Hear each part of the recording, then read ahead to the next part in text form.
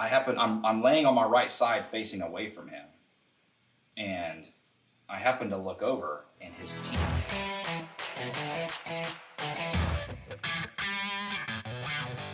Hey, this is Matt Cox, and I'm here with Andrew. Andrew's a police officer out of Indiana, and we're going to be hearing his story, and so check this out. Thanks for having me, Matt. So I actually don't have a lot in common with most police officers in the regard that they grew up, went to college, stayed in the same house, became a cop at 21, just had this ultra clean kind of background. I grew up in the foster care system. Grew up as an orphan in a small town in South Georgia. It was my older brother and I and my mother, and she was really, really sick. And obviously, and the reason why that happened was my parents were just so old. So I was born in 91. My dad was born in 1924. Okay, so he was 67 when you were born? Yeah, so I was an accident. Oh, okay. So, mother was born in 46, and she just had really bad health. We grew up in a really small house, and I mean, like, there was holes in the floors. There wasn't insulation in the house. We didn't have a car. My first bicycle was a pink girl's bike that we found in the ditch. It was missing a pedal, and my brother went to the dollar store and got some like hunter green spray paint, just spray painted it for me. So we were like, destitute. We didn't know it though. We were happy, and lived there until I was 9. And I had ideas. Where was this? So this is in Nashville, Georgia. Oh, okay. There's in Nashville, so it's near Valdosta. Okay. It's probably about 30 minutes northeast of Valdosta, I want to say. So anyways, she was just really, really sick, and she was the type of woman you didn't back talk, just the typical Southern. Right. You back talk, you'd be picking your teeth up off the floor. Yeah. And then she got really sick when I was about 6 or 7 years old, and I remember like doing crazy shit. Like I would be out running the streets at 7 years old. Like we would be out trying to like break into cars. We'd be just walking around the street till 11, 12 o'clock at night. Sometimes I'd stay out later than that. And then going to school the next morning, like just tired and just like we had no structure at home. My older brother was kind of the one that was my guardian at that point. We did have involvement. So in Georgia, it's called DFACS. It's the Department of Family and Children's Services. They got involved, I want to say, when I was around 7 or 8 years old, which they should have. And we wound up basically getting involved with them. My uncle, my mom's brother, wound up basically kind of getting involved to a point where he would help out with money every now and again. Right. And so what happened with that was, I remember one day my mother was just like, "Hey, you're gonna go." So she would always threaten us when we acted up. You're gonna go to the boys' ranch, which is the Georgia Sheriff's Boys Ranch is in Hayhira, Georgia. So it's in Lowndes County. And she would always threaten us with that.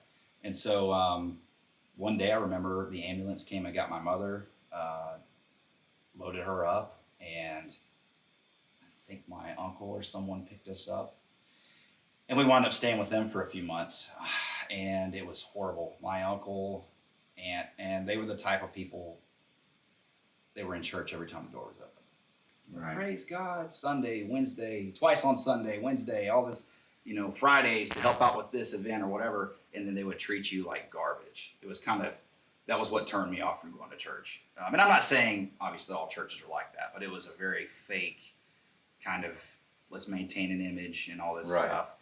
So, wound up actually going to the boys' ranch, and I was 9 years old. Well, why? Like at some point they were older. They were older too. Well, they didn't want to take care of us. Right.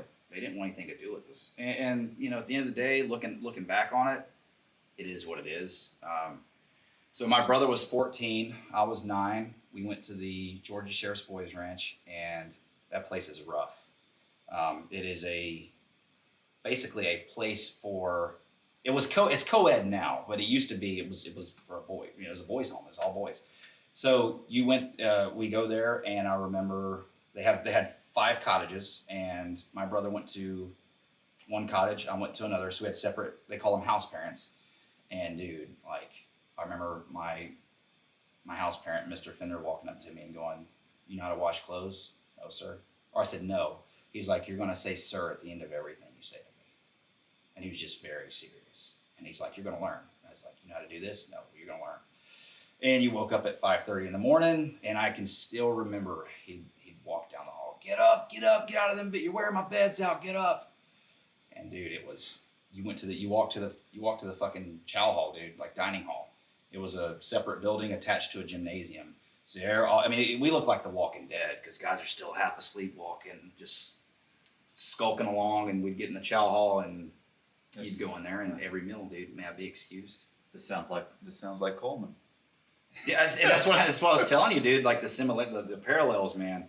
And we went to a public school, and my house parent, Miss Fender, Mr. Fender's wife, drove the school bus. So 5 cottages had housed between 8 and 12 boys. So you had 40 to 60 boys for the entire home, and we get on the school bus and go to a public school. And then when you got home, you went to study hall. There was an actual tutor there. And I'll say this about that place. Christmas was amazing. Every season you got brand new clothes. Like, you were taken care of, but it was a stark contrast in between what I had experienced growing. Like, I did my own thing. Right. And I was 7, 8 years old, just doing whatever I wanted. And about 3 weeks after I was there, and every house parent was the same. They were stoic. They were just hard people. And my house parent, Miss Fender, I get on the bus in the afternoon. I was in the 4th grade, and she had tears in her eyes. And I'm getting on the bus. I'm kind of like, that's kind of weird. You know, I'm still scared shitless. I'm in this place I've been at the Boys Ranch for about 3 weeks. So this is March of 2001. And she says, hey, when you get off the bus, come to the office. I need to talk to you. And my brother's on the bus too. I'm like, what's going on? He's like, yeah. Hey, I hope you're enjoying the video, and if you're interested in buying a painting from me, my contact information is in the description box. Back to the video. Told me the same thing. So we get in there and found out that my mother had passed away. So it's kind of scary, terrible to think about that we probably would have found her, you know, how sick she was. And she was only 54. So that was a terrible hit, man. And you know, my brother, looking back on it, I think he kind of struggled with it a lot more than I did. I had to realize, like, you know, she was sick. Well, I mean, you keep saying what she was sick. What was the issue? Oh, she had all kinds of issues. She was ate up with like rheumatoid arthritis, so her mobility was just. I mean, it got to the point, man, where she had a chair, and it had a slide out tray, and she would use the bathroom in that. We had to change it. Like, it was. Okay. She had an aneurysm, is what killed her. Oh. So she started complaining of headaches. They took her to the hospital, and she got a scan done. And I don't know if they found it or what the deal was with that, but they went in to check on her, and she was dead. Which an aneurysm, that's the way it goes. That vessel ruptures, and yeah, it's over. Boom. You're done. You would have to have someone right there to catch it, but that was her cause of death. So I stayed there for almost 4 years until November of 2004, and I want to say it was the more rebellion. I was just sick of the rules. I was sick of how harsh that place was. And dude, like, when you got in trouble for the most benign thing, the punishment was so fucking harsh. Like, they couldn't hit you, but I just wish they would. Like, hit me and get it over with. Like, they had stumps, designated stumps, and they would give you a shovel, and you would dig, like holes, right? Like the Lewis Satcher book, Holes. So you would dig, and this stump would take weeks. You know, and you're going to school with like calluses. You can hardly hold a pencil. They had a stone monument, and it said it's better to build boys than mend men. I don't know what their philosophy was. I mean, it was like draconian shit, man. It was rough. So, and I don't know. And my brother and I have different personalities. He was okay with it, or he's a seether. He would internalize it, and he would, you know, he was a little more introverted. I got angry, and honestly, looking back on it, I thought, man, was I really that was I not listening? Was I really a bad kid, or was it? And I talk to kids that were that age. I was 12 or 13 at this point. And I know, dude, I was going to the movies with my friends. Like, you didn't talk back. You didn't say anything. And we were on a trip in Florida, and my Miss Fender said something to me. And she said something like, I'm going to talk to your uncle. So I was actually what they call private placement. And what that means is a family member put you there. So my uncle took guardianship and placed us in this home. So a lot of the kids were placed there by defects. All right. They were like wards of the state. They were wards of the state.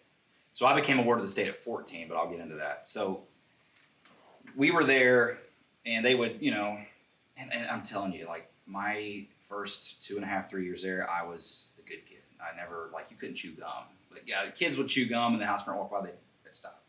Just little shit like that. And I don't know, man. It just all of a sudden hit. Maybe it was the puberty thing. I don't know, but I was just sick of it. And the bullying was terrible. That place was very tense because you had DJJ, Department of Juvenile Justice kids there that were convicted of crimes. Right. So I'm in here with guys that have stolen cars, have committed all these crimes, and my only infraction is that your wasn't mother was the only my situation was why I was there, right? So it was more along the lines of, that place, you had kids that were coming in and they're looking for easy prey. Yeah. And I'm young. You got 17, 18-year-old kids that are trying to victimize. Like, I had a roommate, and this kid was 14. I was 9, or I think it was 10. It was 2 bedrooms to a room. This kid comes in, and he was massive, like just one of those behemoths. And he wasn't like overly muscular. He was just huge. He was like 14, and there was colleges already looking at him for football. He was massive. He was probably 280 pounds, 275, just massive. I'll say his first name. His first name was TJ, but I wake up in the middle of the night one night, and I can hear some and these rooms aren't very big. I mean, your bed is probably like 6 feet apart. Right. I'm laying on my right side facing away from him, and I happen to look over, and his penis is laying on my hip. It's on top of the blanket. And I roll over, and I look, and I see him, and he's just staring at me. I just start swinging. And I'm nailing this guy in the face. And he's just laughing. I mean, what am I? I'm like 10 years old, 89 pounds. And he just holds my hand down, and he says, if you tell anybody, he's like, kill you. And I remember telling one of the other kids, one of the kind of older, kids about it, and he's like, all right, we're going to fix this. Because that was, dude, with like in prison, homosexuality is one of those things, like if you got a punk, you're doing your thing, that's your business, but don't go around victimizing people. Right. So they basically checked him, and then I got moved to another room. But that kind of stuff was not normal. Like, not normal at all. That was that was definitely not the norm. But what was normal was, it would be nice. You'd have a room to yourself for however long, a few weeks or whatever, and then you get the news, hey, we're getting a new boy today, and he's going in your room. So it sucked. You don't know this guy. Yeah. And normally, I was the youngest kid in the entire group home for a long time. So 13 came, and wound up basically, man. I said something smart to her. I said, like, my family's dead, or something, just something, I didn't call her like out of her name or anything. And she walks up to me, and she grabs me by the ear, and it was on a Friday.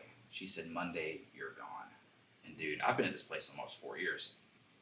This is home to me now. Right. My stomach, drops. And you could tell, she had never said that to me before. Sure as shit, man, Monday came. I got moved into the cottage with my brother, which that was, I don't know why, but they would never put siblings in the same cottage together. I don't know why.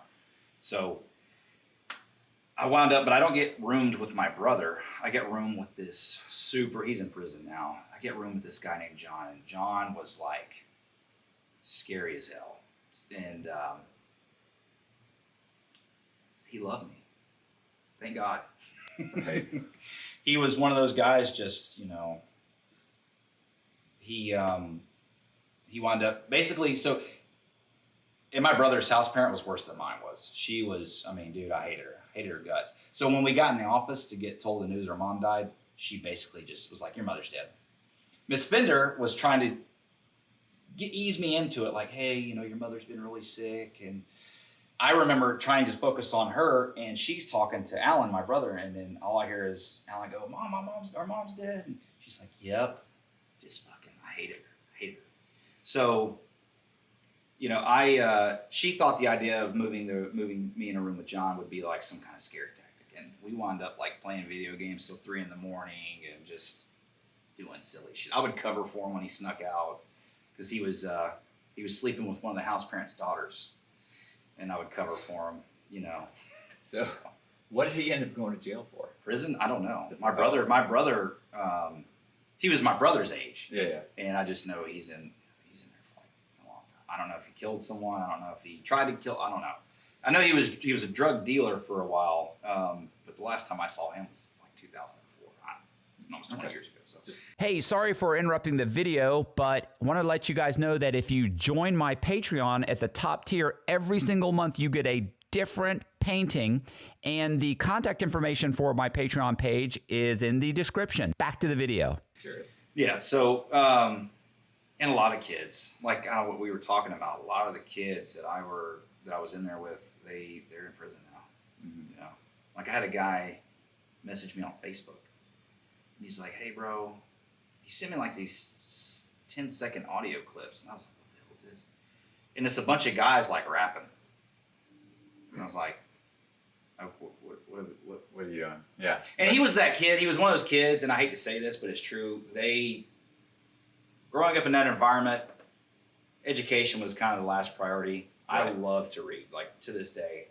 So he's one of those guys, like every other fucking word is misspelled and his punctuation's just terrible and shit like that. And I'm like, so he's typing me stuff.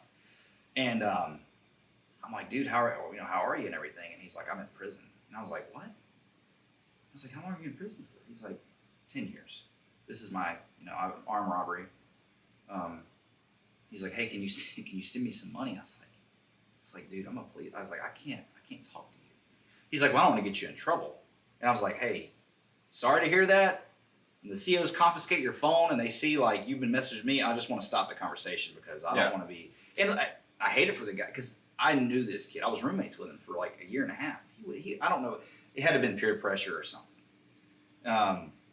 But I wound up from going back. When I was 13. I wound up living with my other aunt and uncle, and my aunt Linda, she was batshit crazy. They never had any kids. And dude, I broke down. Like I'm crying, like I'm inconsolable, dude, because my stability. I wound up going from a Lowndes County school district to a Berrien County school district in this rural town, like just right. And all the kids, and kind of like what you were saying with prison. There were times, it was a shitty situation, but you look up sometimes. There's no place I'd rather be. You're having fun, you're laughing, and there was that stability. Yeah. Overall, so I go to live with them, and dude, it was. Yeah, you can get used to anything. You're going to get used to anything, and you're going to find that if you're a survivor, like the guy who was talking to you, the best in the situation. Well, like the guy that was telling you, you're like, you don't have to do the time. Yeah. You're like, yeah, don't even worry about doing it. They're going to make you do it. Yeah. And it became good. It really did. It was, you start you find your own friends, you find your groove. You get a routine. Didn't have much of a routine because you were told to do every fucking thing, but you had a routine. And so, my aunt, I remember one incident just to show you how crazy this lady was. I wound up going to school and I can't find my math book. And I was one of those kids. I put everything in my book bag. It stayed in there because I didn't go home and do homework. It stayed in my book bag. The next day, I'd grab my book bag and go. And my math teacher, she goes, hey, do you know where your math book is? I was like, no. I come home, my aunt's like, teacher called today and said you lost your math book. And I was like, what? So I go back to my teacher the next day. And I was like, Miss Hughes. I said, Miss Hughes, did you call my aunt about? She's like, what? No. So I don't have a math book. And I'm like, I guess I lost my math book. She's like, oh. She said, well, I can loan you one till the end of the year, but if you can't get that math book back, it's like $60, and that's a lot of money. That's a lot of money I don't have. And she's just making up shit. Oh, the teacher called today and said this, or oh, the teacher said this. Where was the math book? I'm Okay. about to tell you. So, like, another incident. I would eat Hot Pockets, and they would always be fucking hotter than hell in the ends and frozen in the middle. So I would take a knife and I would cut them in half, and then I'd warm it up for like a minute, cut it in half, and then I put it back in so that that was how I figured out how to warm up Hot Pockets, Right. because she wouldn't cook, and so she found like a knife in the sink. She freaked out. She's like, "Oh my God." So she takes me to the sheriff. She picks me up from school one day, and we go like a whole different route. I'm like, "Where are we going?" She's like, "Oh, it'll be fine." She kept saying, "It'll be fine." I was like, "Where are we going?" So we go to the sheriff's department, and she's like, "I want you to go talk to the sheriff, or the sheriff's going to talk to you." And I'm like, "What in the hell is going on?" She's like, "I found knives in the sink late at night and all." Knives. Like, where do you put a fucking dirt? What's suspicious about a knife in the sink? Where do you put your dirty dishes? So the sheriff's like, what's going on? And it's another one of those deals where she's acting like he knows I'm coming. Right. He has no idea. And this isn't a deputy. This is the sheriff. This is like marching me up to the police chief. He goes, "What's going on?" I said, "Well, I guess she found some knives in the sink." And he's like, "What?" And she's like, "Oh, there was all these knives in the sink and this and that." And he looks at her like, and he's like, so he said, what are you doing with knives? And I said, "I cut Hot Pockets in half to warm them up more." And he's like, "Just wash it when you're done and dry it off and put it back in the knife block." Right. And so anyways, with the math book, one day she asked me to go get something out of her bedroom, and it was in like a cabinet or a nightstand. I opened the nightstand, there's my math book. Dude, I lost it. I grab it and I'm like, "What is this?" She grabs it, dude. She starts screaming at me. She's like, "I told you to grab this and you're looking through my stuff and this and that." And I was like, what is... It's one of those things where it's just like... She's mentally unstable. There's bad. Yeah. something's She wrong. was, and the scary thing is she was a nurse. So, I don't know. I'll read these watch these like Angel of Death documentaries where like these nurses are fucking killing people, doctors and stuff. But, so I wound up going, that didn't obviously last long. Thank God. Went back from my aunt and uncles. I went back to my other uncle and aunt that had guardianship over me. And I was there for like 2 weeks. And they're like, "We found you another group home." So I go to this group home up in Swainsboro, and I'm there for like 5 months. And it was actually, I want to say, the Georgia Sheriff's Association owns several of them. I don't know. I think it does. I think it's like an umbrella thing. So I'll go to this place called Harrington Homestead, and I was there for like 5 months. And it was just more the same. It's just a different environment, but the same shit. So I stayed there, and then what happened there? Oh, so at this point, I get sent back from there. I get sent back to Nashville, and my uncle, they call my uncle, and he's like, "I'm not coming to get him. I'm not coming to get him. I'm not coming to get him." So they send me to this DFAX place, and I'm in this room for like 12 or 13 hours, just watching TV. And finally, somebody comes in and says, "Hey, you're now a ward of the state. We're going to send you to a foster home." And it was just like, at this point, I'll be honest with you, man, I was calloused. I was like, Right. You know what? Whatever is going to happen, it's just going to happen. And I'm going to react to it. So there's no sense of control. I got used to it. So I wound up going to a foster home. And it was nice, to be honest with you. The group home setting, you become more institutionalized. Right. The foster home thing was actually a nice little reprieve, but I was in there, and God, the nicest people. I actually still talk to them to this day. Frankie and Joy Lynn. I was talking was with them, and I ain't gonna lie to you though, man. I was kind of an asshole at this point. I was angry. I was very hostile. I was just, being How old bullied. were you? 14. 14. Yeah. So I had transitioned from the boys' ranch to my aunts and all this stuff, and within like a year, and I'm with Frankie and Joylyn, and they had another kid there that was sexually abused, and I remember that opened my eyes. I was like he was really, for years on end, by his immediate family, it was terrible, and I got into an argument with Frankie one day, and we both lost our cool. Because I'm thinking I'm big and bad at this point. I'm 14, got a little testosterone starting to flow, and Frankie was like, I'm not going to put up with this. And I'm telling you, though, like, I try to be the most accountable person.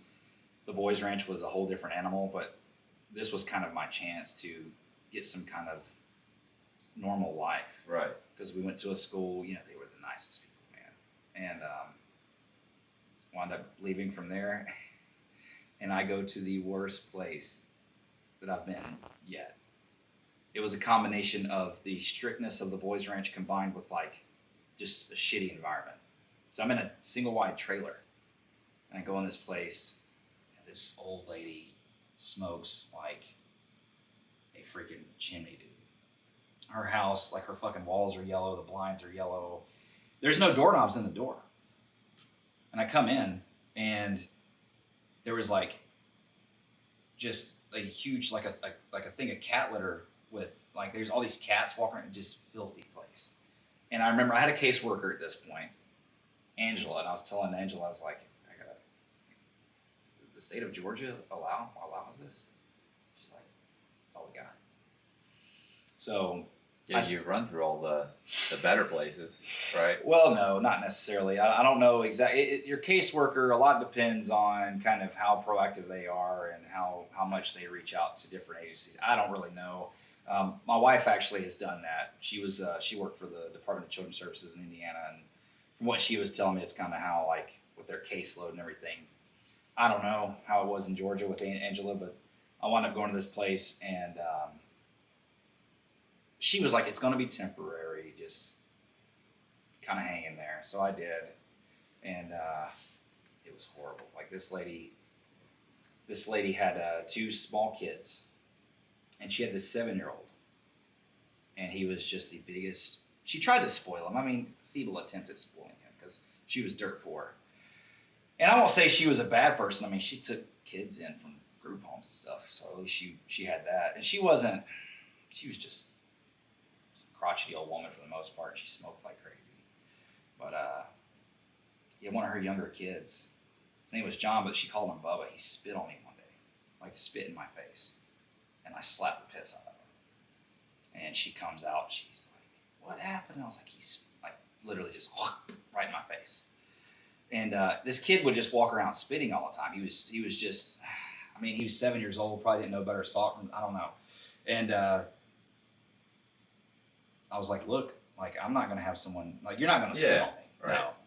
And I felt bad about it. I was like, man, because at the boys' ranch, it was, if you were going to fight someone, it was, even if you got your ass beat, if they were older than you or bigger than you, mainly older and bigger, if those criteria were met, you were a stand-up guy. Right. But if you were like 13 fighting some 10-year-old, like, yeah, no matter what, you're basically a jerk. So I felt like that was ingrained in me, and I'm like, I just slapped this 7-year-old. Right. But he spit on me, like, it was literally like a knee-jerk reaction. And she's like, okay, well, I'm out of there. Which I'm like, thank God. I wish I would have just slapped him on day one. I would have been out of here.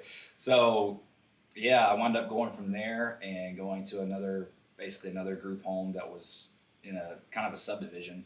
And that was like a temporary housing place. So I was there for like a month. Didn't have any issues, but I'm telling you, man, at this point, it was literally just like, can I just make it 18? So I can be done with this. And so going through, I wound up moving up to Macon, Georgia, Middle Georgia, and wound up going to a really good group home. It was called Hepzibah. I think it was actually shut down, lack of funding or whatever. They sold the property. It was funded by the Wesleyan Church. And super awesome place, man. Like well funded. The house parents actually, really cared about you. In fact, the two house parents I had, Beth and Rob, I still talk to them. Oh man, we were sneaking out, like putting magnets. Like we would take a fridge magnet and put it over the door, or over the window. You had like a very, very short, like you only had a couple seconds to do it. And we'd put it over there and we'd open the window and you'd get out. You could bypass the alarm. Right. So we'd do shit like that. And I would, the things we did as I got in my older teenage years, we did that. We did shit that normal kids did. Right. But I had a girl I was seeing on campus. So it was kind of like the Boys Ranch. It was a co-ed place. So they had numbers. So Cottage 101 and 102 were girls. And then 103 and 104 were pregnant or like teen moms. And then 105 was junior boys and 106 was senior boys. I was in 106. So we'd sneak over to 101, 102, or we'd go to Walmart. We had a blast. And I'll tell you a funny story. So when the house parents left, you would have what was called a relief house parent come in for a week or however long. And they had like a little room because their apartment was attached to your, housing. Right. And we had this guy named Mr. Charles. And he was kind of quiet, didn't really say much, and we go to Walmart, right? And we would always go to Walmart. We'd find older people to buy us alcohol. But in Georgia, at least I don't know if it's changed. In Indiana, you can go to like a Walmart and buy hard liquor. In Georgia, you couldn't. It was wine and beer. So I don't know if that's changed in Georgia or not. But anyways, so we get like this yellowtail wine. And it was a bunch of wine someone bought for us. And we take a suitcase and we pack it full of ice and we put the wine in there. And we're not thinking. Well, the ice starts melting. And there's a huge wet spot on the carpet. And Mr. Charles is downstairs in the kitchen below us. So it drips through the ceiling. He comes up and he's like, what the fuck is dripping? He's like, I'm down there cooking. He's like, is it a pipe? And dude, we're scared. We're like, oh shit. He comes in our room. And the suitcase. I didn't know this. I didn't know he had found this dripping through the ceiling, was looking through. He comes in our room, dude, just walks in. I kick the lid to the suitcase shut. And he looks at me, he's like, what are you doing? And he goes, why is this wet around the suitcase? And I'm like, dude, we're fucked. He opens it, and he's like, and like maybe 3 to 5 seconds actually elapsed, but it felt like 30 minutes. I'm staring at his face, waiting for his reaction. And he's like, he picks it up, and he goes, what is this shit? And he goes, yellowtail? He puts it down, and he goes, y'all go get in the van. He said, I'm taking y'all to the liquor store. Y'all are gonna drink some good stuff. We're like, what? So that wound up happening, which was, looking back on it, was a terrible idea. Giving a bunch of fucking 16-year-olds liquor. So we had some good times, man. And then I went to what happened there? Oh yeah, I was getting in a lot of trouble. That was completely my fault. This was a nice place. Right. It was. I was fighting. And you know what? Kind of like what you were talking about. Someone's always trying you. It's like, dude, we're all in the same shitty situation. Like, let's just get along. Right. And you would be friend. It was weird, too. What frustrated me was I try to be a pretty stable dude. Like, if I like you, I like you. I'm going to treat you the same. Guys would be friends with you for like 3 months and all of a sudden have a problem with you. And maybe it was just being in close confinement with one another. You get tired of just like... Yeah, you get up each other's nerves. Or your voice is just pissing me off today or whatever. Like, I don't like your face anymore. And so fighting would happen. And at this point at Hepzibah, I missed a funny... So I chew. I dip. Started dipping when I was like 14. Terrible habit. And I was in the library at this school, and I sneezed, and a piece of it flew out, and it landed on the carpet in the library. And I am not, like, in any way, shape, or form exaggerating.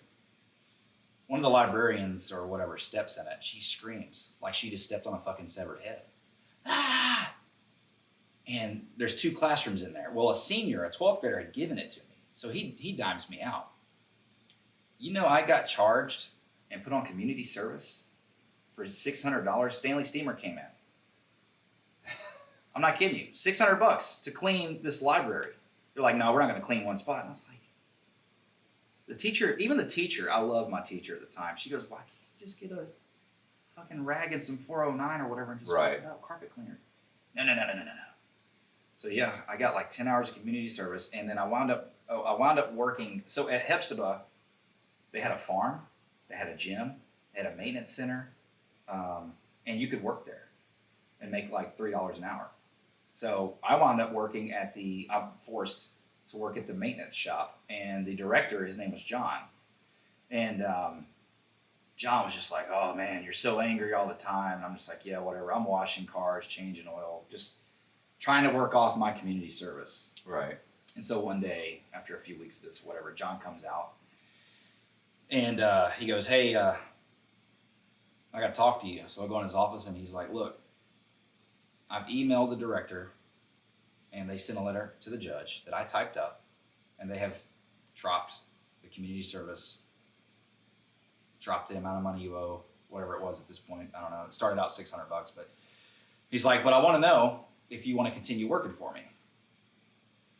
And I'm like, "Not really."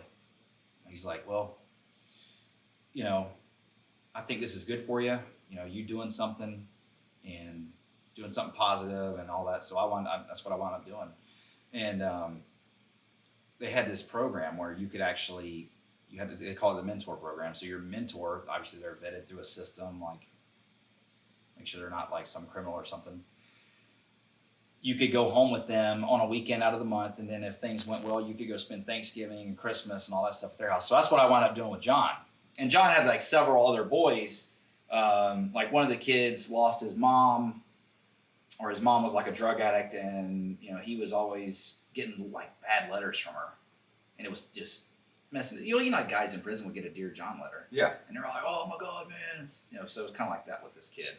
And John took him in and all this stuff, and so I wound up getting in trouble. Snuck out one too many times. I don't know what the deal was. Larry was like the head honcho over the group home. And comes in, he's like, "Hey, you're done." He's like, "The state of Georgia is charging you with 3 counts of breaking and entering." I'm like, "Come again?" So, and I don't know if I got this. Did you break and enter someplace? So well, here's where that came from. At least this is the way it was relayed to me. I'm not going to try to say that this is accurate, but at least the way it was explained to me was, in the state of Georgia, if you enter a dwelling or a building without the homeowner or someone that's at least 18 or older to give you permission to enter that, if you do that without their permission, you have committed breaking and entering. Because we snuck out and we would sneak in these cottages. Yeah. We would the girls would open the door for us and we'd come in.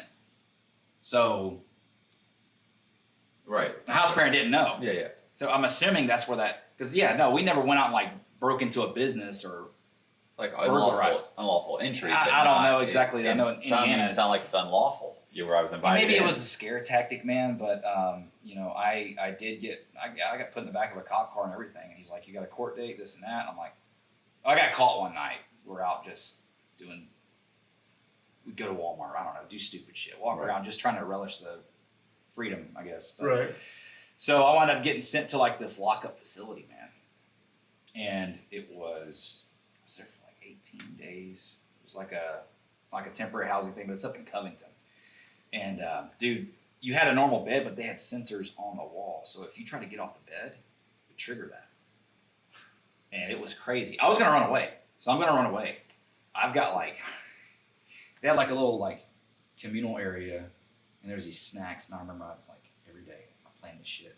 I would put a pack of crackers and an orange and an apple and cheese and all these snacks in my pocket. I'd go back to my room and I was building up this little nest egg of snacks. So I'm going to run away.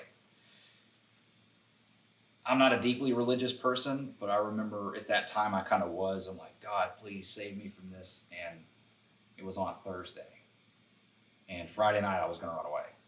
Because I'm like, there's no staff, or there's going to be less staff over the weekend, Friday morning, one of the directors or counselors came up to me and said, "Hey, you are leaving on Monday.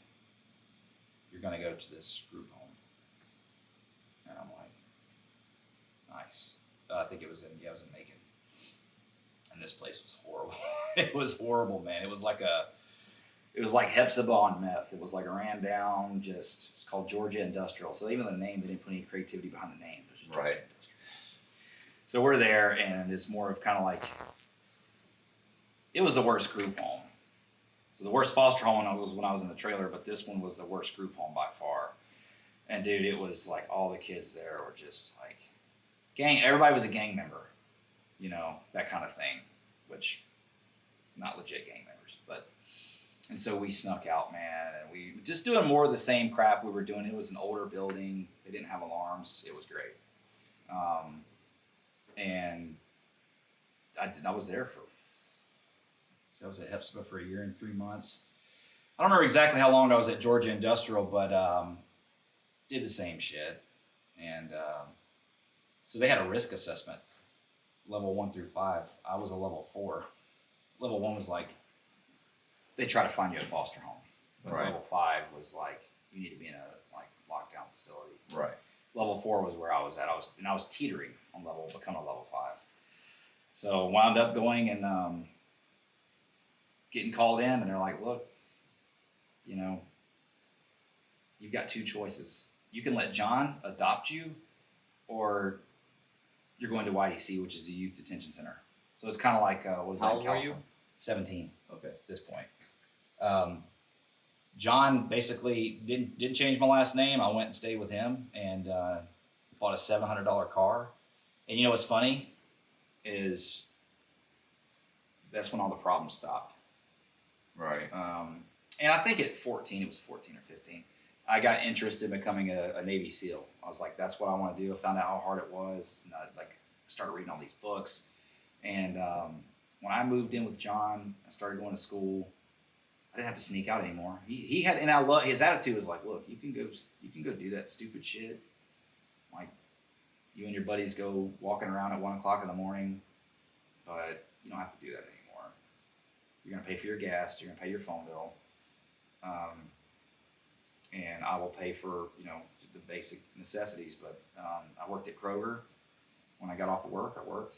Did this is it co-op? So you got to leave early because you were working your senior year and graduated high school without any issues.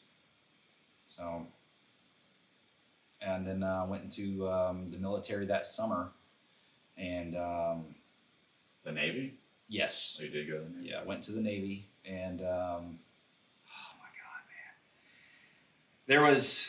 So I wound up getting into the SEAL program. I did the delayed entry program, and then you take several tests. You have to score a certain score on your ASVAB, and then you take what's called a CSOR. So it's a computerized special operations resiliency test. And my recruiter's like, you're probably going to do a 2 or 3. If you score a 3, 4 is the best you can get. It's graded on a scale of 1 to 4. He's like, if you get a 2, I think you have to take it again. But it's an integrity test or something like that, and it's like 500 questions or something. And they're checking for consistency. Like, Right. I would rather, some of it was like, really? Like, I would give up a week's pay to save a buddy's life. Of course I would. Like, then they would ask you little stupid questions, and it's the same for the police. They have a test kind of similar to that, but It's an aptitude test, right? so like the MMPI, it's the Minnesota Multiphasic Personality Inventory, and but some of the questions are fucking. I like mechanics magazines. I like to plant gardens. I don't see the relevancy, but for whatever reason, No, they'll ask the same question like 5 different ways. you just to see if make you're sure gonna. it's- Yeah, exactly. How consistent is the answer and what subtleties, make a difference. I So, guess. yeah. So I've had to take the same thing for the BOP over, and it was about telling. why to classify you or something? Yeah, when I was I took it when I got to prison, when I got out of prison. I took it in the halfway house. I've taken it every year since I've been on probation since then. I don't know if it's, I don't know, they're trying to figure out something, track something. I get it. I don't put too much stock in it, man. But so I take that and go and do this the physical screening test, and I had really physically trained so much and did really well on that test, and I get a call from a SEAL. So they take your recruiter away and they give you what they call a SEAL motivator, and it's a retired SEAL, and he called me and he's like, you failed your vision and your depth perception test. I'm like, what? So at MEPS, the processing center or station or whatever, you go in and you have to look at like this. It looks like a microscope, and it's outdated. It's from like the 60s, I want to say. And you're supposed to be able to see which dot is further away than the others. Right. I couldn't tell. So failed that, and for special forces, you have to pass that. And then my vision was like slightly off in my right eye. So, dude, I go to a civilian doctor. And to this day, I still don't know what happened with this. I go to a civilian doctor. He says, I want you to close one eye. I'm going to have 2 lasers. One's going to come down and one's going to come across. I want you to tell me when they intersect. I did that, and he goes, you pass with flying colors. Your depth perception's fine. Then I went and go get LASIK surgery. I do all this shit. Paid $3,000, financed LASIK surgery like a week before boot camp. And get to boot camp, and they're like, you've been reclassed. I was like, what? They're like, no, you're in surface engineering now. And I've never had anyone have an adverse reaction, kind of like with people, like they're like, oh, you cooperated or whatever. Like, this is kind of like a similar stigma, I guess, is I didn't finish my 4 years in the military. I got in there, and I found out at the end of boot camp that I was no longer in the, I found out at the beginning. They're like, oh, well, am I recruiter? Dude, I think recruiters, I'm not going to sit here and say they're all like this, because I've heard some good stories about them. My recruiter's like, oh, yeah, it'll be fine, man. Just go in there and, So they go in like your 3rd day of boot camp or some shit. And they're like, hey, who wants to do, SEAL, SWIC, Diver, EOD, SAR, all these different special forces programs. And you raise your hand, and you can go in and you can do it. You can try out for it and take the physical screening test again. He said, at most, you're going to have to take the physical screening test again. He said, if they test your vision, just lie. I was like, well, dude, that's like my vision's like 2010 now. And it was like 2100. Right. Just say you had allergies. Like, what? So, because I don't know how they would view you getting LASIK. So anyways, I wound up not even getting orders to buds, because they put you in a special division at boot camp. All the guys in one group are all guys that are going into special forces. And right. One group's going to another, the regular Navy. And dude, I got to the fleet. I wound up going through boot camp, going through A school, which is training for your job. And I remember just getting so worried. I'm like, okay.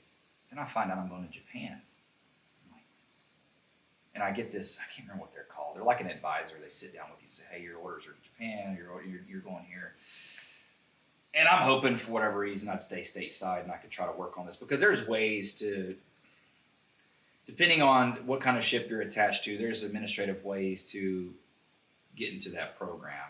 Like, it used to be that way. You couldn't come straight in off the street and go straight into SEAL training. You had to have a job, because the attrition rate is so high. If you washed out a budge, you would go back to that job. Now it's its own rate or MOS or job. But it didn't work out, to say the least. So I was in the fleet. And it was fucking terrible. Like, hats off to those guys, man. And I was on an aircraft carrier. It's like 5,000 people. We had 3,200 crew, 1,800 civilians. And I was, and you know what puzzled me about this was, I was like, dude, I've been through like 11 group home and foster homes. This is nothing. But it was, I don't know what it was, man. I think it was just, I put so much emphasis on wanting to do this and wanting to see what I was made of, and proving my family wrong, and just like, I'll show you, kind of thing. Because during that time where I'm in the group homes and stuff, like, I remember my uncle would say, like, you're not going to amount to shit. You're not going to amount to anything. Look at you. And wow. And, nice guy. Yeah. In church, though, his wife was in, praise the Lord. And come home and, I'm not trying to say everyone that goes to church is like that. Please don't. I go to church and I'm a good, I give to the homeless. Like, good. So, anyways, so there was those little, I had a lot of anger, but I think I channeled it in the right way. My brother, on the other hand, God, if he sees this, he's going to be pissed. I don't care. He just internalized, seriously, man, he was in therapy. He's in all, it's like, dude, his therapist told him, he told me this. He said, your pot of water, this analogy, your pot of water you left on the stove eye, it's evaporated. He said, your brother just took the eye off, took the pot off that. I said, Alan, exactly. I was like, you can't, this is the past. And yeah, you're going to be angry about it, but use it in a positive way, man. And just like with the other kids, I've had probably close to a dozen reach out. Hey, man, I'm trying to start my life over. Can I move in with you? No. Right. No, bro, you can't. You know, and I hate to be that guy, you know, because you want to see someone like I really like the guy that's in prison. Yeah. Like, dude, but I want to see you succeed. I want to see you do the same things that. Yeah, but not to my detriment. And that's what it would become. Let's Right. face it. Let's face it, man. Yeah. You know, I can't tell you how many calls I go on. And they're civil. Hey, man, so I let my buddy move in for 3 months, and now he's like draining me. Right. Well, he's a resident now. You got to evict him. What? You can't just make him leave? No. Or they will evict him, and then you got to do a stand. You got to stand there and like load up all this shit. It's like, why did you even do it? Right. I don't know. Maybe I don't know. I don't know what the deal is, man. But you know that happens a lot, and I knew that early on. I was like, oh, look, bro, I've been with the same woman for 10 years since I was, God. It'll be 10 years in November. And I don't know, man. I've heard so many horror stories, and some guys, they seem like good people, but they get in situations that are tempting, and, it's one of the, like, I don't want you around my wife. And I'm not saying you're that type of person. Like, I come home and, hey, Matt made a weird comment, or he tried to make a move on me in the kitchen while you're at work. Like, I don't know. I'm not. I've had a lot of those calls. Yeah. Like, you let this guy move in with your wife, or your wife is the type to cheat, and she cheats on you.